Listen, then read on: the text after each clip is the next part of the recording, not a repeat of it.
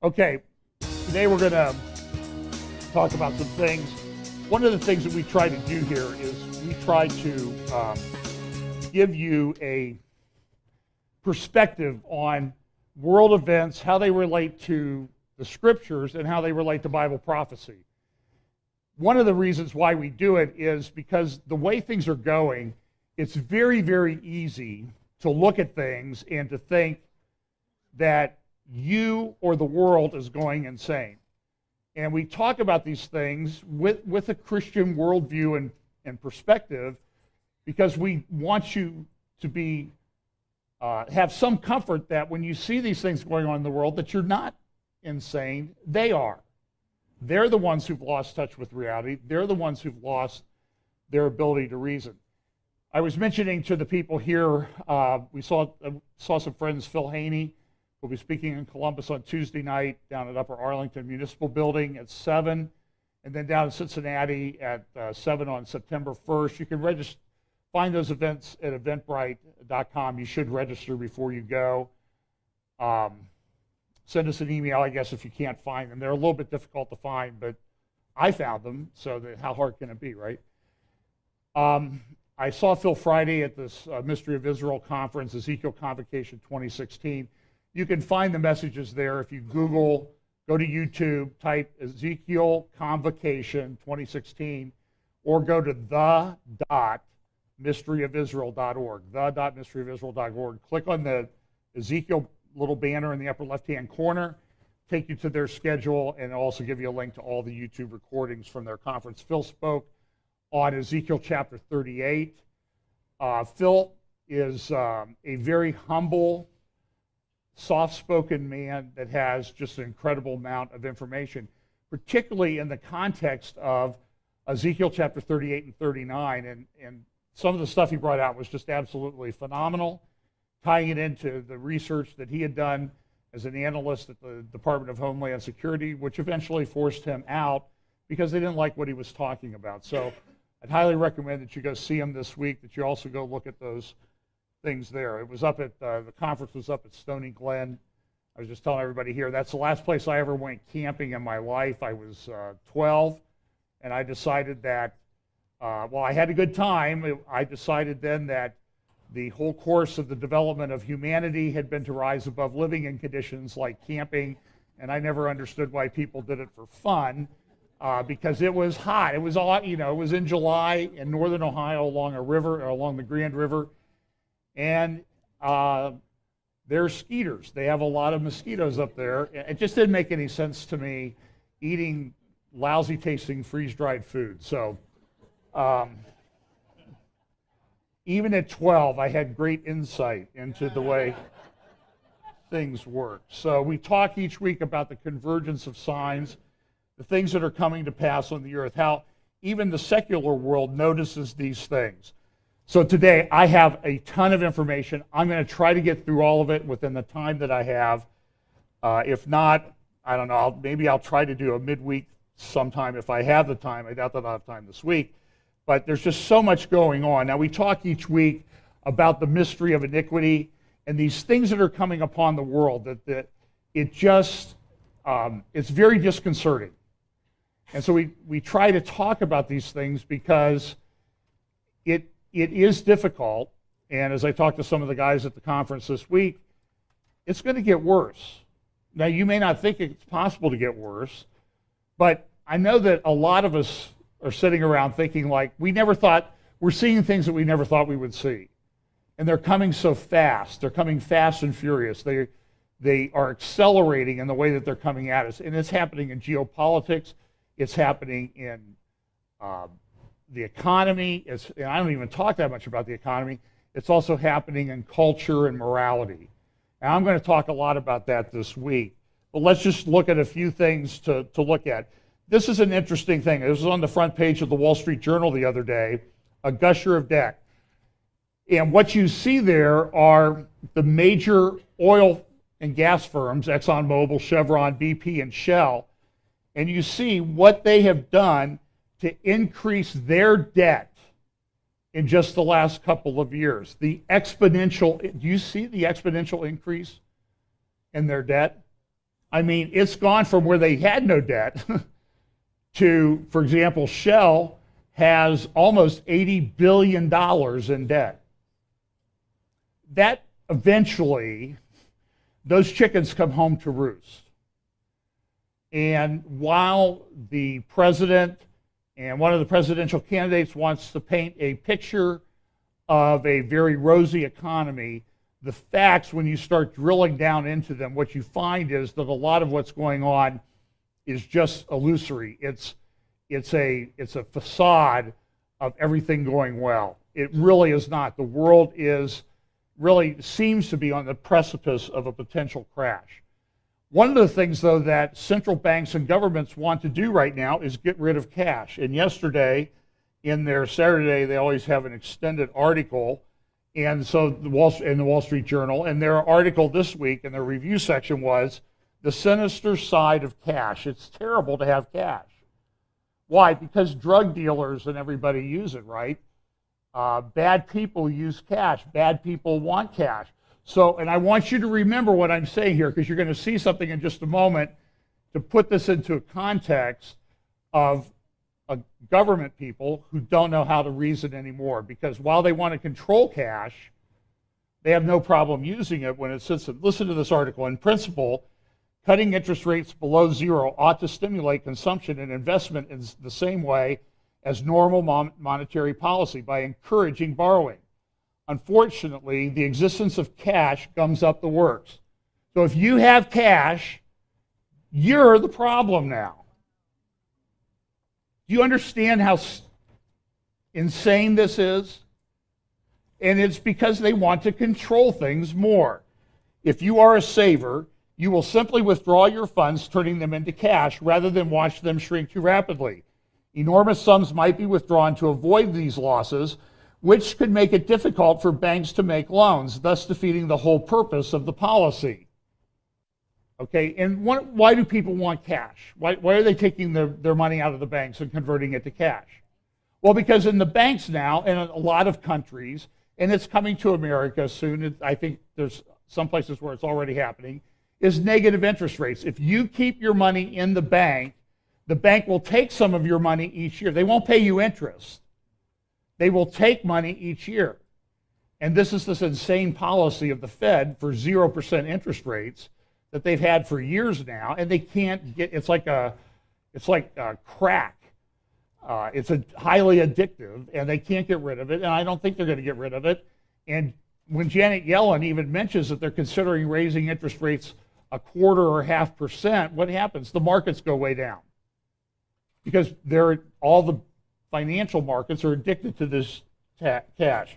The article continues, take cash away, however, make most of the cost of hoarding high enough, and central banks would be free to drive rates as deep into negative territory as they needed in a severe recession. Economists generally like the idea of adding negative interest rates to the toolkit of central banks. Why? Well, because obviously everything the central banks does is so good anyway, they just need another tool, right? Not everyone likes negative rates. True. There is particularly strong resistance from the financial sector, which worries about the difficulty of passing negative rates on to small depositors. But these concerns can be significantly alleviated. In sum, it concludes, the balance of arguments is distinctly in favor of becoming a society that depends much less on cash. Will it ever happen? I believe the time has come, the author says. Homeland Security agencies are concerned about how cash facilitates terrorist financing. Justice departments are worried as ever about the role of cash in crime. For immigration authorities, it sure beats building walls.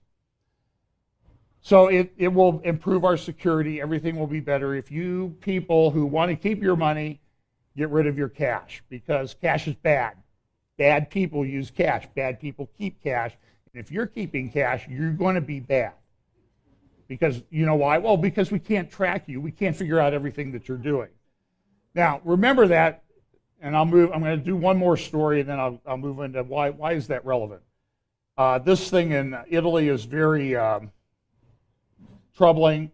Almost 300 dead in a 6.2 earthquake in central Italy. Just scenes of devastation. A hotel collapsed. A lot of rubble.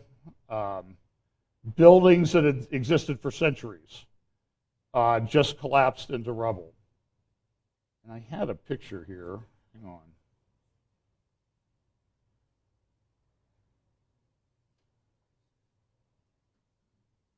Well, if you go to, I'll tell you what, go to ABC News. That's where I found it. And Terry, what's his name, did a story the other day on the news about the quake, and they had a drone picture to show the damage, and you can see a line right down through the middle of town where on the left were the old buildings and on the right were the new buildings. And the new buildings are all intact. The old buildings are all collapsed. And so, you know, it's part of the charm of Italy is all the old buildings, and now Italy's struggling with what do we do because our old architecture is why people come, but they live in an earthquake area, and this is what happens. Okay, now I want to talk a little bit about cash, and I want to give you a baseline to go from. I want to go back to 2013 and this statement. It is the most transparent administration in history, and I can document how that is the case. Okay, most transparent administration in history. And this week we find out that the White House insists that Iran payment was not ransom. Now, we talked about this last week. We played John Kirby from the State Department and how he said, well, it was for leverage, but I wouldn't call it ransom. We paid it before the prisoners were released, but it wasn't ransom. It just was a strange convergence of events, and these two tracks all happened at the same time, and I wouldn't call it ransom, even though, and the reporters in the room who, listen, you watch the political fight going on for the office of president right now. I've never seen the press more in the tank for one candidate in my life. It is absolutely stunning. It is stunning. You will hear Hillary Clinton say things like, I heard a quote of hers yesterday. She got up and she said, Donald Trump, he is such an evil man. He got up and said that there were problems in black communities with, you know, low rates of fathers and high crime. I can't believe he said that. That's the whole basis of what she believes in and has been for half a century. But she can say this nonsense and nobody calls her on it. At least nobody that has a huge, big voice. So here is Josh Earnest the other day at his White House press briefing. He's back from vacation. He's been reprogrammed. You started to see snippets of a conscience actually creeping into some of the things that he said, so they sent him away for a couple of weeks and rebooted him so that he knows. And so we don't call him Josh Earnest. We refer to him as Joshing Earnestly, because I don't think there's ever been a man who has a more appropriate name for the job that he does than Josh Earnest. So here's a question they ask him, okay, we know the State Department said this wasn't ransom, so let's talk about it. And this is Michelle. I can't remember where she's from. You'll see her. She's in the lower left-hand corner. She's asking questions. But when we talk about how this was portrayed, do you see that we wouldn't even be having this conversation still if some of the details that have come out over the last few weeks had been put out there as they were put out there back in January? I guess the point that I would make, though, Michelle, is simply that the details that you have referred to, while potentially interesting to some, don't change the facts. It's back in January. Surely you would rather not be having this conversation repeatedly. I mean, both you seem annoyed by it. When the president was asked about it, he seemed annoyed that it was even coming up, almost as if you don't understand why it's coming up. So we're laying out exactly why it's coming up. I'm happy to spend all the time that you would like talking about the details of the Iran agreement. The question is why. I mean, as I said, we probably wouldn't be having this conversation if the word leverage was used and described as it was back then. If the timing and more of the details surrounding the timing was described better then. So I don't think I'm willing to accept the premise of your question about the timing, because I think you were working that Sunday in January and were aware that this stuff was happening at the same time. I think the details, though, put more interest on how unusual it was. So well, let me quibble with you on that, and I'll be quick here so you can get back to your question. But this is the thing: my colleagues at the State Department have indicated that there's actually not anything particularly unusual about the mechanism for this transaction.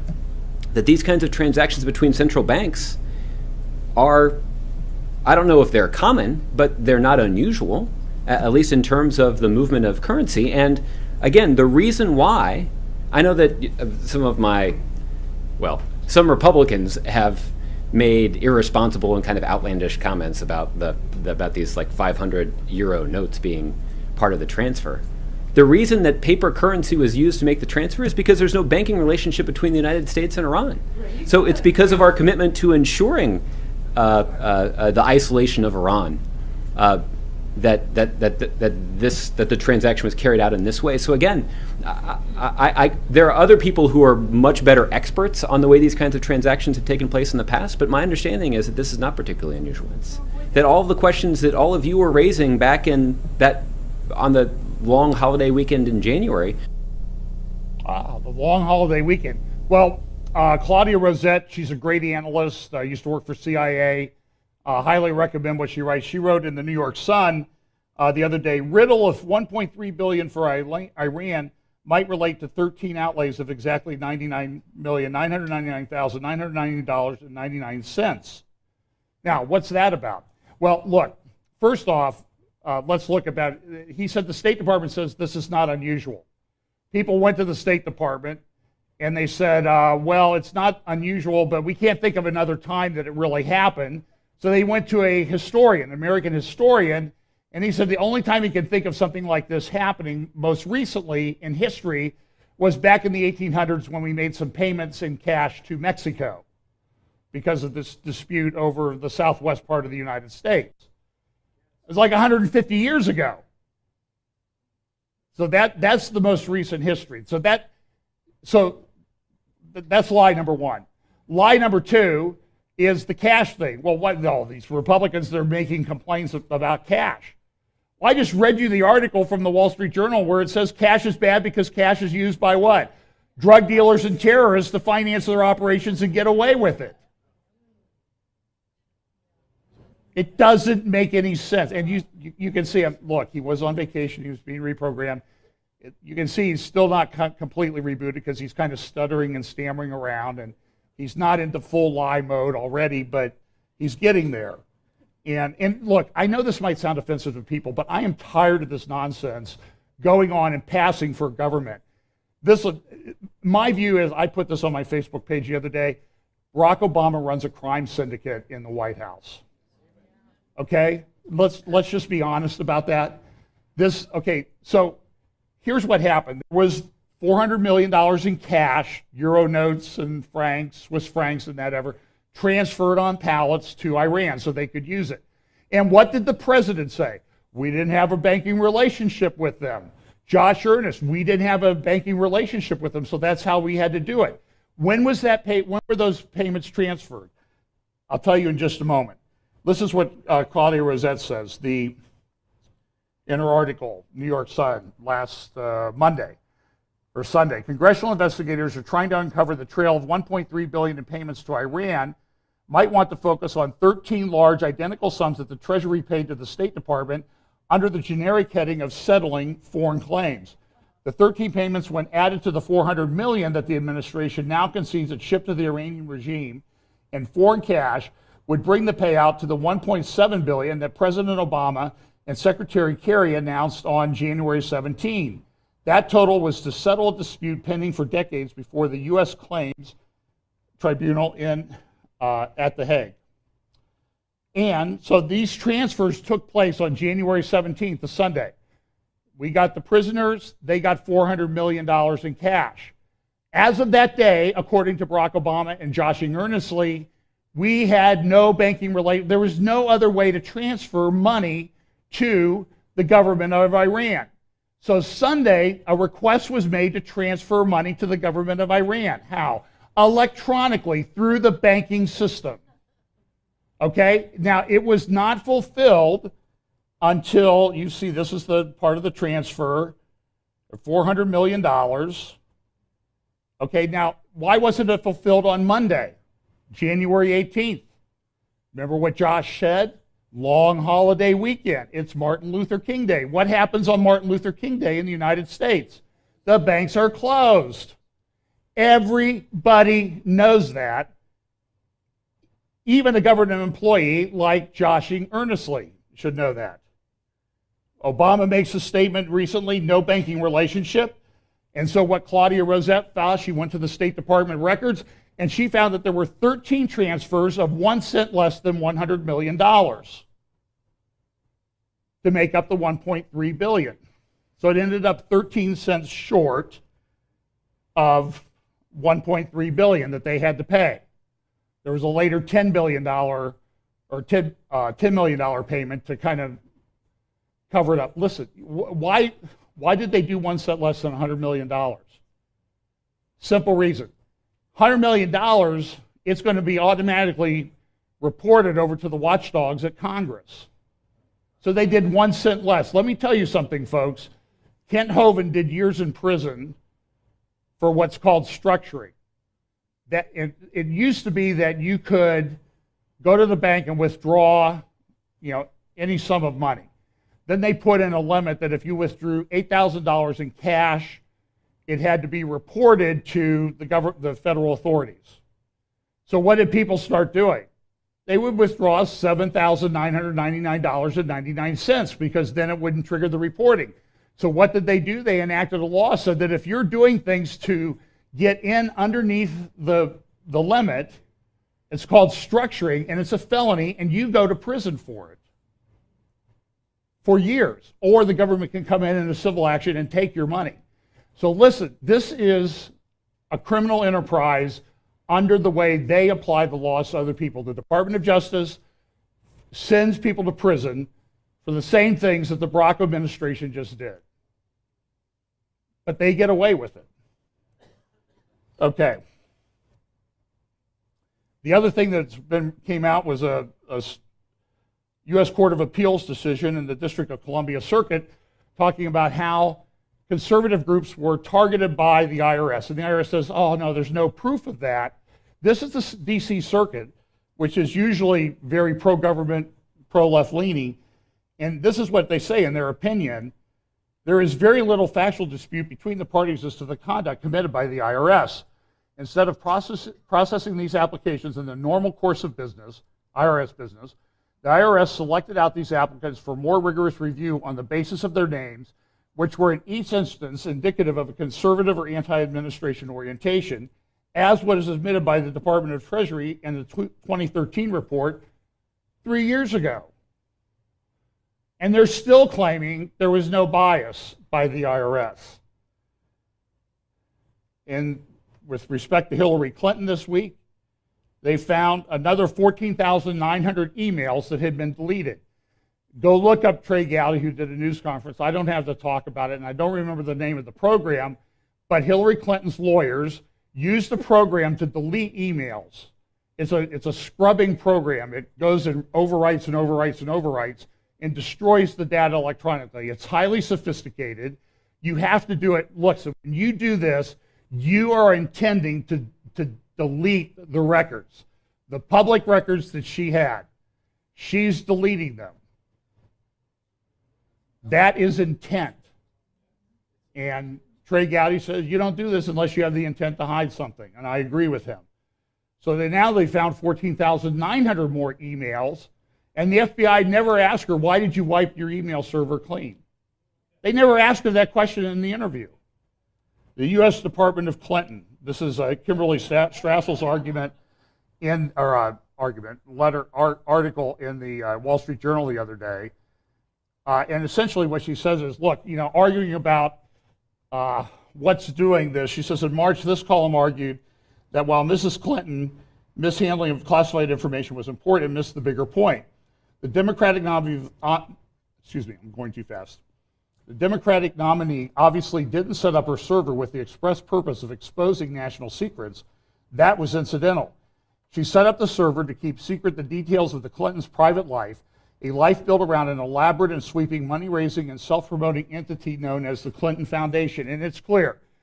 Huma Abedin, who worked for Hillary Clinton at State, also works for and is paid by the Clinton Foundation. They were setting up things. The Associated Press went in and looked. They found out that there were 154 private meetings that Hillary Clinton had with people that were unconnected to the government. Now, the State Department and Hillary Clinton's campaign come out and say, well, it's not unusual for her to meet with people. She meets with princes, she meets with heads of state, all these other things. Yeah, she does, because she's the Secretary of State. That's her job. But her job is not meeting with private people, and it just so happens that over half the people made substantial donations, $100,000 or more, to the Clinton Foundation. This is I don't know how else to describe it, a money laundering, I don't know what the statute, money laundering or whatever. Look, I know people in prison for doing less. I know them personally. I've represented them, okay? I'm just telling you, this stinks to high heaven. And somebody said, well, she won't make it through her first term. And I'm like, I'm all for Hillary Clinton having a term. 4 to 8 would be the one that I would suggest that she have. Okay, National Review. I'm going way too slow through this. The U.S. Constitution, a great article by Andrew McCarthy. The U.S. Constitution allows barring would-be immigrants who would subvert our Constitution. We'll pick up a little bit on this theme a little bit later. Sharia, it says, is antithetical to the Constitution, to the very foundational American principle that the people may make law for themselves. He says this, in our alternative universe, you are not supposed to remember that there is an American constitutional framework of liberty, popular sovereignty, and equality before the law. You're not supposed to realize that aliens are expected to exhibit fidelity to this constitutional framework as a precondition to joining our society. You're not supposed to know that there is an Islamic law, Sharia, that has far more to do with governance, economics, warfare, civil rights, domestic relations, criminal prosecution, and fashion than it does with spiritual life. Listen, Huma Abedin worked, I don't even have a slide for this, she worked for a Muslim journal for over a decade. Her mother was one of the founders of the female branch of the Muslim Brotherhood. The editorial content of the journal for which she was an editor included things promoting Sharia, blaming America and Israel for 9/11, and other types of articles. She is the right-hand person to Hillary Clinton, even today. It is very likely that she may be, if Hillary Clinton is elected, chief of staff in the Hillary Clinton administration. Sorry, I choked there for a moment.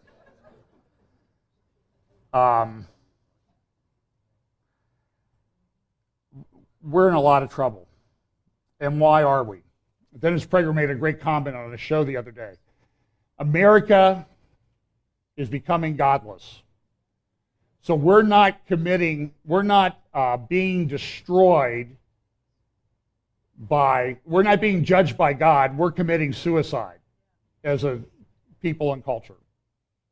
And boy, is that ever true. We're doing it voluntarily.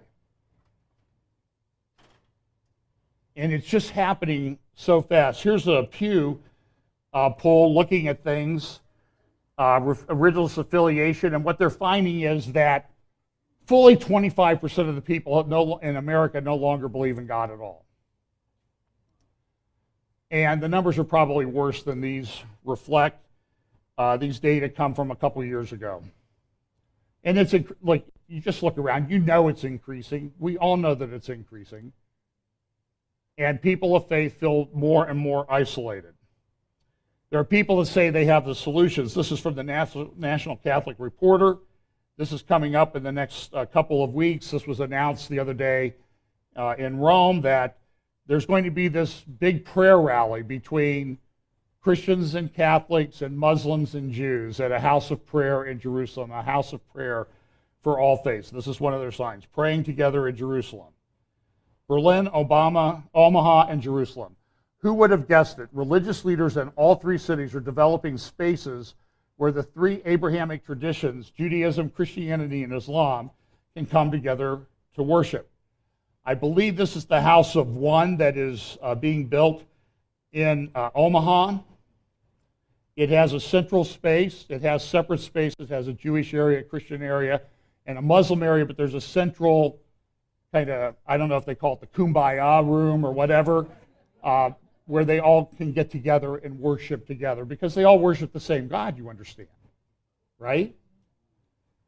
Here's what they on their page. It says, our vision is to build bridges of respect, acceptance, and trust. We strive to challenge stereotypes, to learn from each other, and to counter the influence of fear and misunderstanding. Part of this chaos, Caroline Glick, I don't have time to go into this. You'll have to go to the Jerusalem Post. I think last Tuesday, she wrote an article on George Soros, who's spending hundreds of millions of dollars to finance groups like Black Lives Matter and other groups that are causing chaos in our society. He's spending hundreds of millions of dollars to finance pro-immigration groups. He is a leftist. And I have pictures of him. He was one of the big financial backers of Barack Obama. And I believe he's the largest financial backer of Hillary Clinton. He wants to collapse American society. He wants a world without borders. He has a very high view of himself. And he's very good in business. He makes a lot of money. And he's principled in the sense that he's going to do it to further his own personal agenda. And you just need to know that he's causing a lot of chaos. Read Caroline's article and you'll see a little bit about that.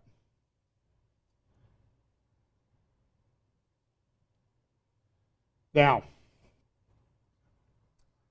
the same-sex marriage transgender agenda.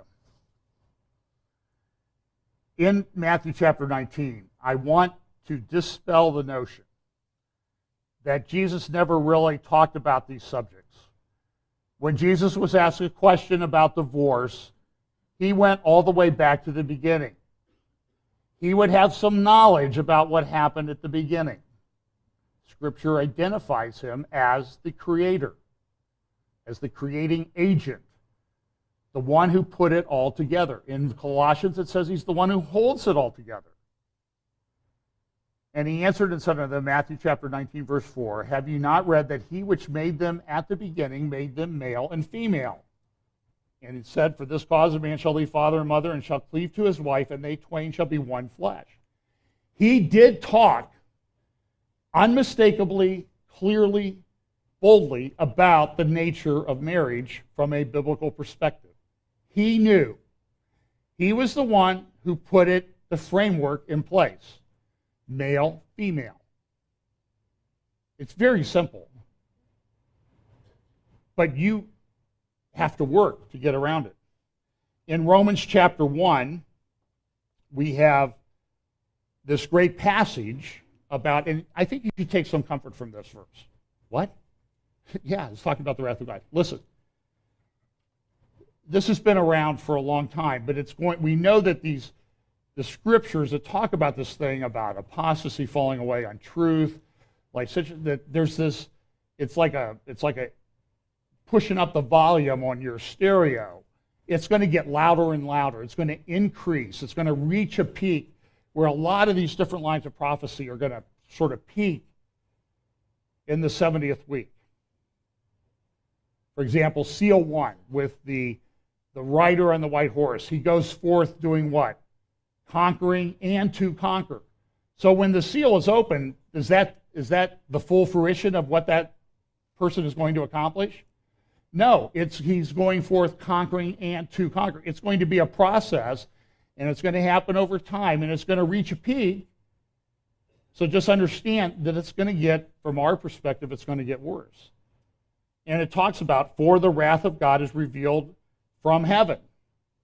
But take comfort in this. The wrath of God is not revealed from heaven against people who believe in the Lord Jesus Christ. It's only revealed against who? Against them. Against all ungodliness and unrighteousness of men who hold the truth in unrighteousness. It talks about a man who's coming that will think to change times and laws. We know him as the Antichrist. And this is happening. For example, the University of Chicago came out this week and said, we're not going to, listen, you kids want to come here to college, that's great. But we're not going to have politically correct, and we're not going to have trigger warnings and everything. And so all the conservative people are saying, good for them. In the New Republic, Jeet here, his name is, he wrote, "This is terrible. This is awful what the University of Chicago is doing." He cited this is from his article, as City University of New York historian Agnes Johnson notes, "There's no college in the country where profs are required to give trigger warnings." That's just a bold-faced lie. It's all over the place. They're all voluntary pedagogical choices, which means a professor's use of trigger warnings isn't a threat to academic freedom. It's a manifestation of academic freedom. Now, when I see something like that that is so inane, so patently moronic, my response now is, so where did you get your PhD? Because you have to have common sense beat out of you for a long time to be able to state such nonsense. We talked last year about the Dear Colleague letter that went earlier. I guess it seems like it was last year. It was just a couple months ago. It seems like time is being stretched. A short period of time seems like a really long time because there's so many things going on. So this Dear Colleague letter was sent by the Department of Justice, Civil Rights Division, and the Office for Civil Rights from the Department of Education. And it went to schools all over the country and said, you have to do these transgender bathrooms and you have to let kids go and sleep on overnight road trips. And if a transgender person wants a person who's male who thinks he or she might be a female, wants to share a room with a female who knows she's a female, you can't talk to the parents about it. I mean, and there's been lawsuits, and one of the lawsuits took place down in Texas, state of Texas versus the United States of America, and the judge issued this week, praise the Lord, he issued an injunction and said, you guys can't put in place these regulations. I want you to listen to some of the things from the opinion because I think they're very instructive of how people are losing the ability to reason in our government. Because it's happening exactly like Romans chapter 1 said. They have a reprobate mind. Listen, these are from the opinions. So the judges shut this down in Texas for now. But there's still lawsuits pending other places, and there was a court in the Fourth Circuit around North Carolina that went the other way.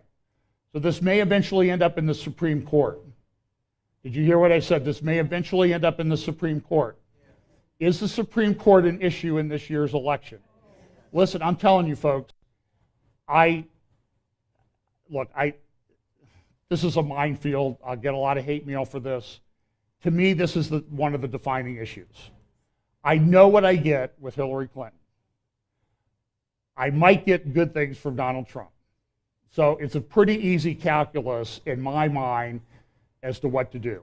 You make your own choice based on your own conscience. But I am telling you that if the Lord tarries and she is elected, the Supreme Court will be gone for a generation or more, if it's ever coming back. This, in my view, is the last possible election to turn things around because the demographics, they get worse from this point. This is the last election to put any kind of a break on that. And look, we may be under God's judgment. I think it's hard to argue that we're not. And maybe God's going to allow that to happen. But I'm just telling you I don't know that he is going to, what God's decision is as to who's going to be president of the United States. So I have to act in a way that I think is most wise, and I think that we all do. So, plaintiffs state that defendant's swift move, now listen, what they did was they took the word sex in the Civil Rights Title IX, and they said sex, the government says sex means sexual orientation, sexual identity, gender identity, and that type of thing. The state of Texas came in and said, no, that's not what it meant. It meant sex. Well, here's what it says. Plaintiffs state that defendant's swift move to supplant the traditional biological meaning of sex with a definition based on gender identity through the guidelines, coupled with defendants' actions to enforce these new agency policies through investigations and compliance reviews, causes plaintiffs to suffer irreparable harm for which a preliminary injunction is needed. Okay, plaintiffs contend that when Title IX was signed into law, neither Congress nor back in the 70s, Neither Congress nor agency regulators and third parties believe that the law opened all bathrooms and other intimate facilities to members of both sexes. Instead, the government pointed this out, good lawyers down there in Texas. They argue that one of Title IX's initial implementing regulations, Section 106.33, expressly authorized separate restrooms on the basis of sex. So when the law was enacted and the regulations came out to implement the law, it said you can have separate bathrooms based on sex. What is sex? Gender, male or female. That's what the people intended in 1970. But the Obama administration is saying, no, well, it can mean anything we want it to mean. This is the problem in our culture and society. People take scripture and say, well, it means what I want it to say. And you have churches doing it, for crying out loud. I'll give you a couple examples in a minute. So the court went and looked at, do you have standing? Do you have a right? Do you have some kind of injury, state of Texas and the schools, do you have some kind of injury that you're trying to protect?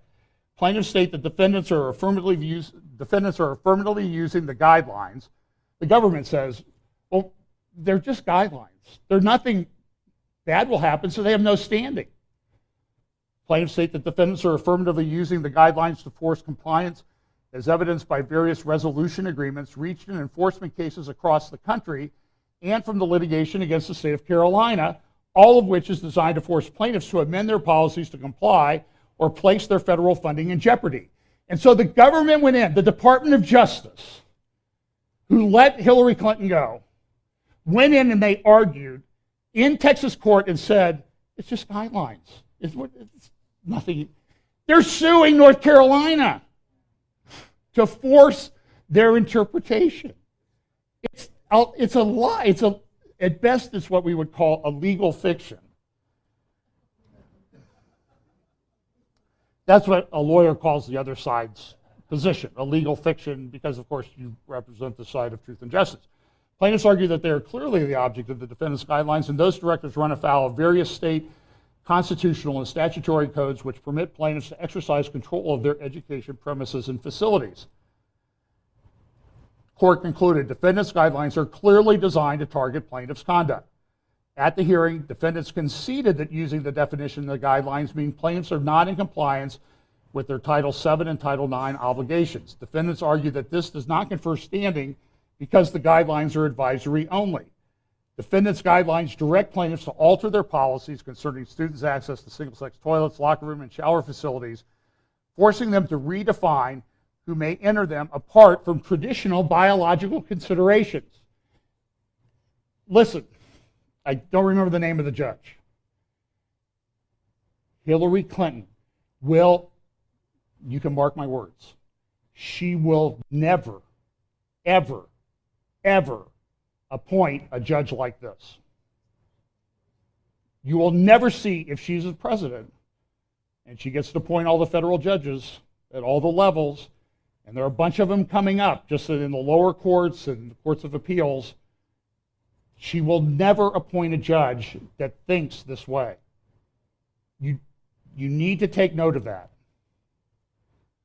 Plaintiffs' counsel argued that the guidelines will force plaintiffs to consider ways to build or reconstruct restrooms and how to accommodate students who may seek to use private single-person facilities as other school districts and employers who have been subjected to defendants' enforcement actions have had to do. The court concludes Section 106.33 is not ambiguous. It could not be disputed that the plain meaning of the term sex is used in that section when it was acted by the Department of Education following passage of Title IX meant the biological and anatomical differences between male and female students as determined at their birth. He's right. They're changing the language even. And it's worse than that. Here are guidelines from the West Virginia University, Anti-Trans Discrimination and Title IX. They talk in their webpage about the fact that they have certain all-gender restrooms located, and they've got them on the map around the West Virginia University campus down in Morgantown. It says this: the federal Title IX law, which bans sex discrimination in schools, has been interpreted by courts and the U.S. Justice and Education Departments to prohibit discrimination against transgender and gender nonconforming students. So listen, this is exactly what the Department of Education, Department of Justice, the Obama administration wanted to have happen. They wanted people to be so afraid that they were going to do this stuff voluntarily, and guess what? Schools all over the country are caving in to this nonsense. It says this: you have the right to be treated according to the gender you identify with. Your school cannot require you to provide legal or medical evidence in order to have your gender respected. But boy, try to enter the University of West Virginia University without, say, a transcript of your grades from your high school to show that you actually graduated from high school, or your test scores. That's okay, but you can make up the fiction of what gender you are. Do we see Romans 1 in operation? It's pretty clear. You have the right to be called by name and pronouns consistent with your gender identity. And then they go into a whole section on proper pronoun usage. They go to another school's website from the University of Wisconsin in Madison, one of the great things, and they say you can't use, it's a Title IX violation, which I think would result in your expulsion from the campus, from the school. I'm pretty sure it would happen without a refund, but that's my guess. If you refer to people as he or she, and they have this whole pronouns, a how-to guide. And so you're supposed to I, heirs, self.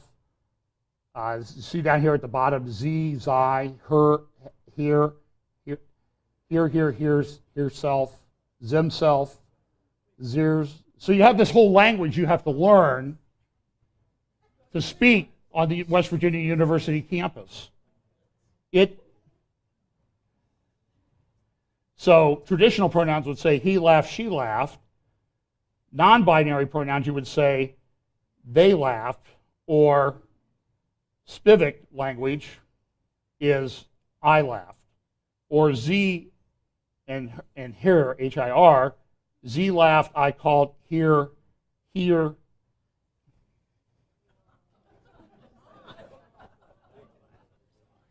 you understand why I said when I hear something particularly moronic coming out of somebody's mouth, my question is, where did you get your PhD? Because there's a reason, there's actually a factual reason for this. Prasad Center is an ally and caring provider for individuals who do not fit into society's expectations of gender presentation or identity. We recognize the struggle to live fully while under pressure to conform in a world of binary sex gender. We offer information and affirming counseling to individuals who seek to transform their lives to their authentic gender presentation or identity. David French, in a great article, just came out this week, Tuesday, in the National Review. You can find it online. A new study challenges progressives' tall tales about sexuality. What? There's actually evidence against it? You better believe there's evidence against it. Here is the world according to the world according to the LGBT left. Just as there are black and white, there are gay and straight. One's sexual orientation, like one's race, is fixed and immutable at birth. The process of questioning one's orientation isn't a process of deciding, but of discovering. Similarly, when it comes to gender identity, there is cis and there is trans. A cis person's gender identity matches the sex they were assigned at birth. A trans person, well, a trans person is one of the 50-plus other genders on the entirely reputable Facebook spectrum. This you see as science.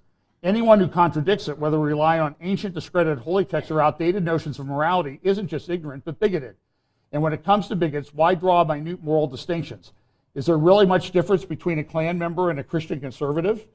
This you see, such reasoning has been the source of much of the LGBT movement's political force. It's a narrative that dominates the academy, pop culture, progressive corporate America, and lately the Supreme Court. Justice Anthony Kennedy referred to the LGBT population's immutable nature, in his opinion, constitutionalizing same-sex marriage. This is postmodernism run amok. To those who live in the real world, this narrative has always run counter to observed reality.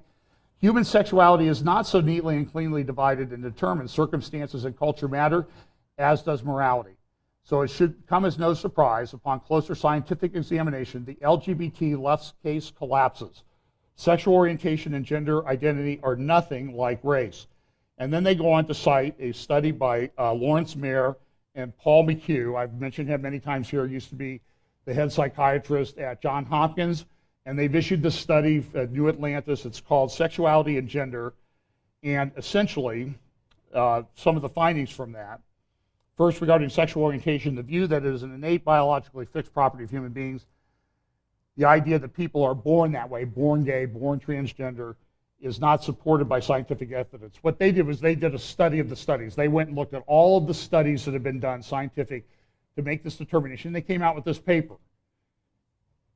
And it's a very courageous act that they did. Okay, this deserves a Nobel Prize. I heard, by the way, on CNN the other day, Paul Begala, remember the guy with the really big forehead that used to be in the Clinton administration, said Bill Clinton deserves the Nobel Prize for setting up the Clinton Foundation. Oh, man. So it goes on. You can go look at the article. I do need to move on. They even cite an article. This was in the New York Times. Is God transgender? Now listen to this. I want you to look at this, and I'm going to go a little bit over for a change, right? We'll get that as quickly as we can here. I'm a rabbi. This is a rabbi, self-identified Jewish rabbi, writes this op-ed in the New York Times, August 12th. I'm a rabbi, and so I'm particularly saddened whenever religious arguments are brought in to defend social prejudices, as they often are in the discussion about transgender rights. In fact, the Hebrew Bible, when read in its original language, offers a highly elastic view of gender. And I do mean highly elastic. In Genesis 3:12, Eve is referred to as he. In Genesis 9:21, after the flood, Noah repairs to her tent. Genesis 24 refers to Rebekah as a young man, and Genesis 1:27 refers to Adam as them. Listen, so God created man in his own image. In the image of God created he him. Male and female created he them. This guy is like, he's the Jewish equivalent of Brian McLaren twisting Scripture to serve his own purposes. It's insanity. In Esther, or Genesis 9, and he drank of the wine, it's about Noah, and was drunken, and he was uncovered within his tent. Now I went and looked up the Hebrew. This guy's lying. He is totally deluded. And he gets an op-ed in the New York Times. You think Paul McHugh is going to get one there? Now that is fantasy. You know that's not going to happen. He continues in his art. Surprisingly, I know there are many other even more vivid examples. In Esther 2:7, Mordecai is pictured as nursing his niece Esther. In a similar way, in Isaiah 49:23, the future kings of Israel are prophesied to be nursing kings. Look at what it says in Esther chapter 2. He brought up Hadassah, that is, Esther, his uncle's daughter, for she had neither father nor mother, and the maid was fair and beautiful, whom Mordecai, when her father and mother were dead, took for his own daughter. Where does it say anything about it? This guy is making it up. And the editorial of the board of the New York Times is so deluded by their leftist religion that they can't even challenge this guy and say, you need to prove that to us. This lady came out this week with a new book, Good Christian Sex, titled, and she says, single Christians can have sex as long as it's mutually pleasurable and affirming, the pastor says. It's from the book. We're all called to exercise chastity in a variety of ways, though the details will vary given our individual situations. Postmodernism, emergent church, this isn't what this type of thing they've been doing. I've been talking about this. Pastor Steve's been talking about this for over a decade. And what's happening now? The chickens are coming home to roost. And so in a world that becomes more and more godless, this stuff, it has an impact on the people who claim to be part of the church. They ask her a question, what is our Christian faith like? Generous. This is it was a Q&A on one of the churches, I believe, that she was speaking at. What is our Christian faith like? Generous, open, connected to the history of the church, and relevant for today. That sounds like every seeker-sensitive church I've ever seen or heard about. We are open to science. No, you're not. Just stop lying, okay? Just stop lying. We need to have a title for one of these updates. Stop lying. Just stop it. We don't think people of other faiths are going to hell. We don't think God punishes people. We are all called by God as disciples of Christ. We affirm all persons as precious to God, just as God made them. As a community of faith in the service of God, we are enriched by our differences, including diversity of gender, age, marital and economic status, ethnicity, sexual orientation, race, and physical and mental abilities. And the front page of the New York Times this morning is an article that the Christian left is all behind a certain candidate because this is what she believes. So that's why I titled this, No Middle Ground. And here's accepting of homosexuality, increasing in every church and denomination, including in the Southern Baptists, now almost a third of people as of when this survey was done in 2014, 30% of Southern Baptists say it's okay. How did we get here? How did we have this problem? Here's another chart. Almost all Christian groups are now more accepting of homosexuality. I'm going to suggest to you a reason. And I think it was encapsulated in a statement made by Andy Stanley just 2 or 3 days ago in Nashville, Tennessee, at a conference called Onward. It was put on by the Ethics and Religious Liberty Commission of the Southern Baptist Convention. It is now headed by a man named Russell Moore. I believe Russell Moore is a leftist in his orientation. And so the title of this was Engaging the Culture Without Losing the Gospel. So what he did was he had a number of, and what you can go and look at the webpage, and there's all, you will recognize the names of almost all the speakers at this conference. Big names, biggest of which is probably Andy Stanley. So they sat down with Andy Stanley, and the question is, Andy, if you were Pope, you know, we know there's no Pope in the evangelical church, but if you were Pope, and frankly, the influence that he has makes him effectively the Pope. This man has mysticism at his conferences. I've showed you pictures of Helena Hurwitz leading mystical prayer sessions at Catalyst conferences. I have shown you the experience kit from the Catalyst conference 2 years ago in Dallas, where they gave people a coupon to use the Enneagram, which is a rank New Age methodology. How do I know that? Because that's what the Enneagram people say about themselves. They're New Age. It's not even marginally Christian, and this is being given to pastors. So listen, when they may joke about the Pope comment, but it's not too far off from the truth. And it's very, very disturbing and troubling. So Andy Stanley, give us a few things that you would do if you were in charge. So here's just a minute clip.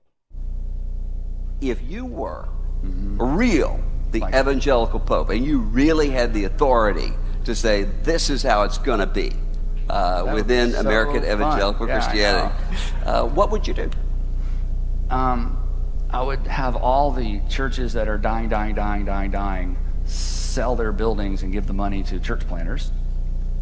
I just made that up sitting here. That was pretty good, though, wasn't it? I don't know. That wasn't on my list. I just know a lot of church planters here. I mean, the misappropriation and the misused and unused real estate in this country just drives us all crazy, because some of you you're in a grocery store, you're in the back of a school, and down the streets, $4.5 million worth of property and 8 people sitting in there anyway. That's not on my list. Okay, now listen. A couple of months ago, he came out and said, what did he say? You saw the clip here in the update. He said, you go to a small church, you don't love your kids. Folks, go back and look at my update a couple months. It's there. Now, he apologized for that it might have been taken the wrong way, and he didn't say it most artfully. So what happens a couple months later?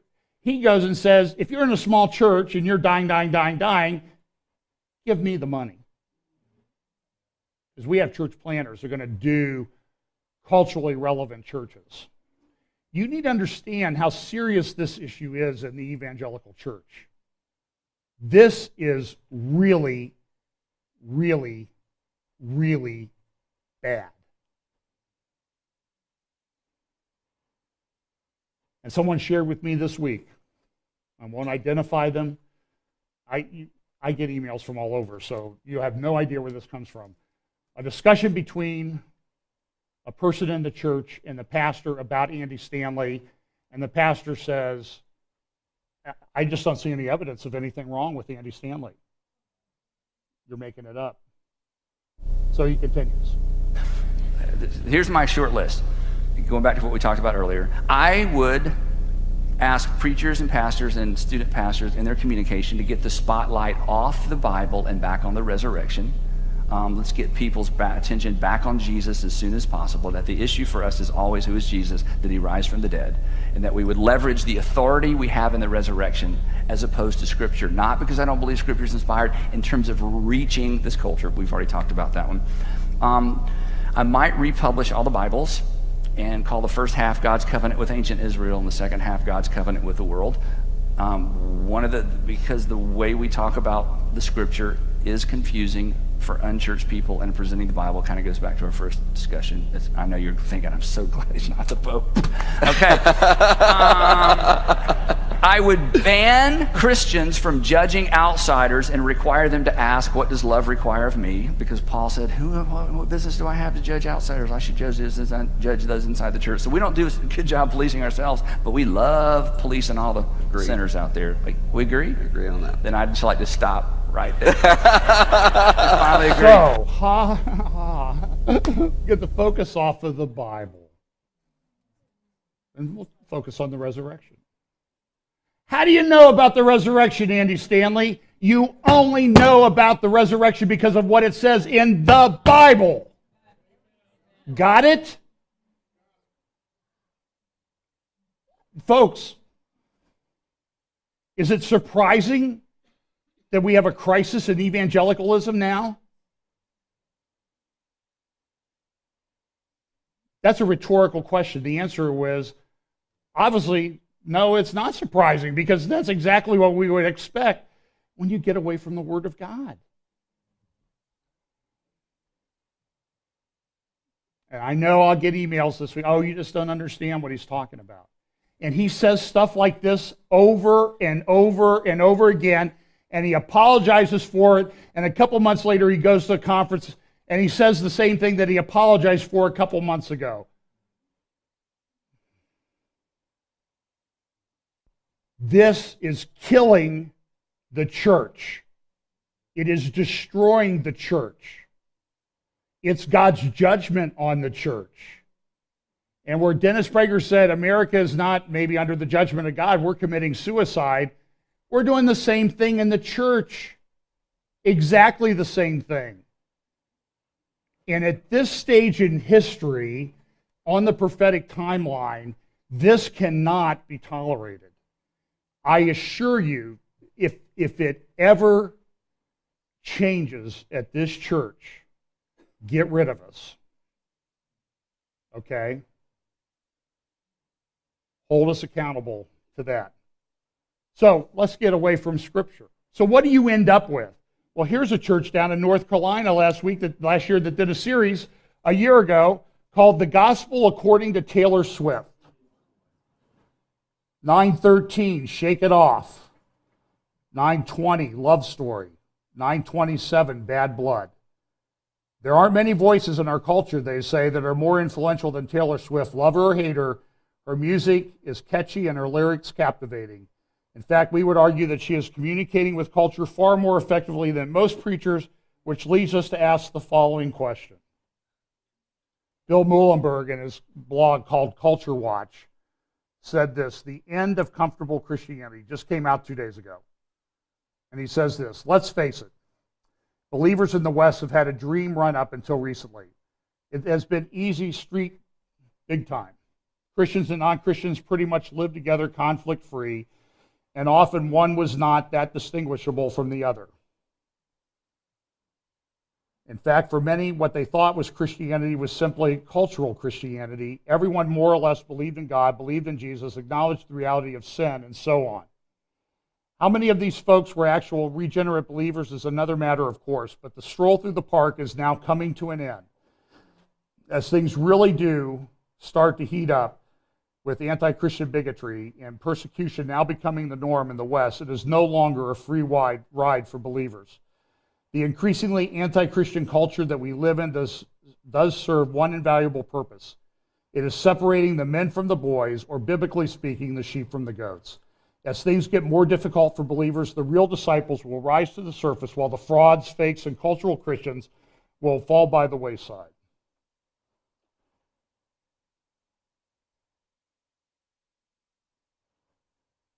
Clearly, one of the litmus tests today of those who mean business with God and those who don't centers around the issue of homosexuality.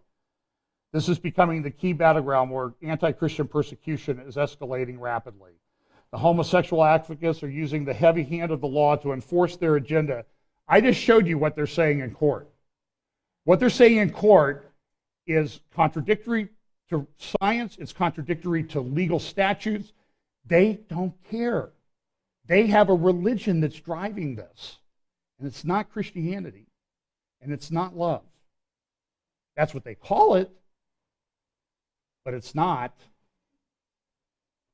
More and more Christians, churches, and faith groups are being targeted by the militants, and we are seeing who will stand true to Christ and Scripture and who will cave in. He then refers to a blog by Denny Burke, professor of studies at biblical studies at Boyce College. And this is where the title comes from, The Disappearing Middle Ground in the Coming Conflict. He says this: the homosexual activists are using the heavy hand of the law to enforce their agenda on everyone, whether they like it or not. More and more Christians, churches, and faith groups are being targeted by the militants, and we are seeing who will stand true to Christ and Scripture and who will cave in. He then refers to a article at the Religion News Service written by David Gushee.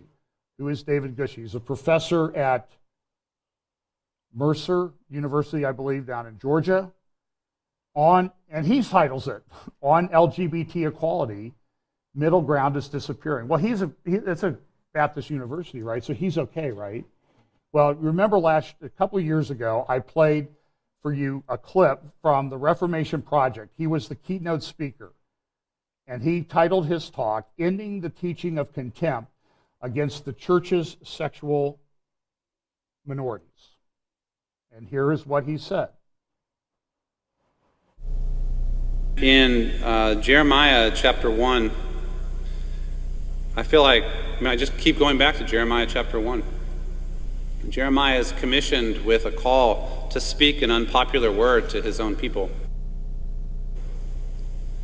And he is not especially happy about that calling, but he does what he's called to do. And there's a word of challenge at the end of Jeremiah chapter 1 that may speak to all of us in one way or another. Stand up and tell them everything that I command you. Do not break down before them, or I will break you before them. And I, for my part, have made you today a fortified city, an iron pillar, and a bronze wall. He's reading Jeremiah, and he's saying people who want to do away with calling homosexuality a sin, we're the Jeremiahs of the modern generation. That's what he says. And he goes on. I don't have time to play all of it because I go back early December of 2014, I covered this in one of the updates at length. And he says this. This is Gushee writing. We'll finish up with this. The Middle East stuff will have to wait. I'll just give you a short update of the Middle East. The Middle East is a mess and complicated, and I guarantee you next week the Middle East will be a mess and complicated. This thing with Turkey and everything, it's hard to figure out. But listen, this is what Gushee says. Middle ground is disappearing on the question of whether LGBT persons should be treated as full equals without any discrimination in society, and on the related question of whether religious institutions should be allowed to continue discriminating due to their doctrinal beliefs. It turns out that you are either for full and unequivocal social and legal equality for LGBT people, or you are against it. And your answer at some point will be revealed. Coming for everyone that stands for traditional values. This is a professor of Bible at a Baptist school. This is true both for individuals and for institutions. Do I not talk about this almost every week to help prepare you for this? Neutrality is not an option. Neither is polite half acceptance, nor is avoiding the subject. Hide as you might, the issue will come and find you. And the vast majority of America's secularists, minorities in many other American religious communities, and majorities in some of these religious communities. Over against this sweeping trend and full equality and non-discrimination stand America's most conservative religious communities and their leaders, together with localities and states most affected by such conservative religiosity, and a weakening but still powerful contingent of activists, lobbyists, and Republican Party stalwarts. They had a pride parade down in Charlotte. 10-year-old kids taking that parade. Kids on their big wheels, 3 and 4 years old, marching in the parade. And what did the Charlotte Observer say? We had a lot more religious groups this year than we've ever had before supporting this.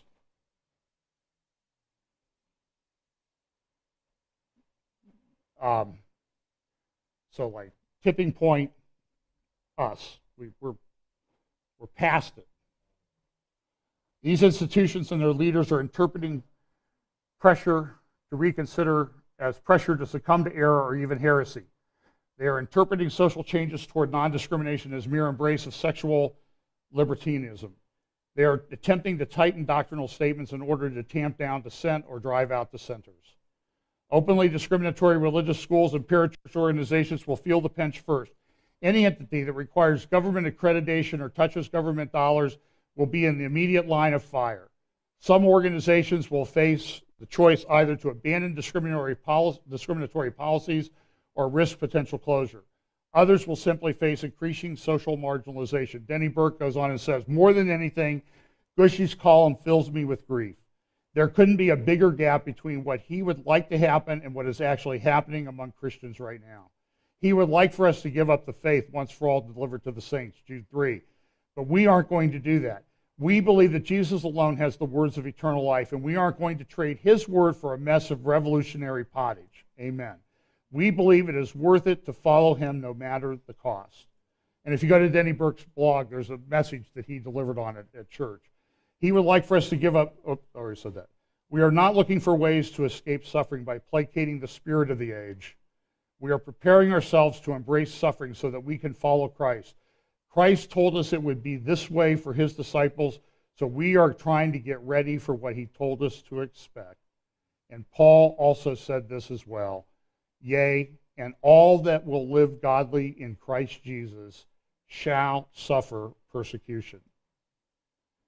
Now look, we have great promises. But I talked about this last week. Sometimes we focus too much on what we get out of it. We need to focus on how can we, through our lives, glorify the Lord. Because that is to whom all the glory belongs. Jesus said, blessed are they which are persecuted for righteousness' sake, for theirs is the kingdom of heaven. Blessed are ye when men shall revile you and persecute you, and shall say all manner of evil against you falsely for my sake. Rejoice and be exceedingly glad, for great is your reward in heaven, for so persecuted they the prophets which were before you. What America has been, then he says, is not what will be for you or for your children. Are you preparing yourself and your children to be faithful when it all comes down? Are you going to be faithful to Christ when they tell you that following Christ means giving up your livelihood? There are already American Christians who are facing that choice right now. And he goes on and gives another examples. And I showed you the speech code that the American Bar Association enacted for lawyers. It likely will be adopted by most states. But this is where the Lord told us we would be. So we shouldn't be surprised. And we need to reorient ourselves to serving and suffering for the Lord. As Pastor Mike said a while back, the worst thing that the devil can do is kill you. But you are to fear he who can destroy both body and soul. Serve God, be holy, and get ready. Let's pray. Lord, I just pray that you will give us the faith, the grace, the courage to stand faithful to you so that you would be glorified in what we do. In Jesus' name, amen.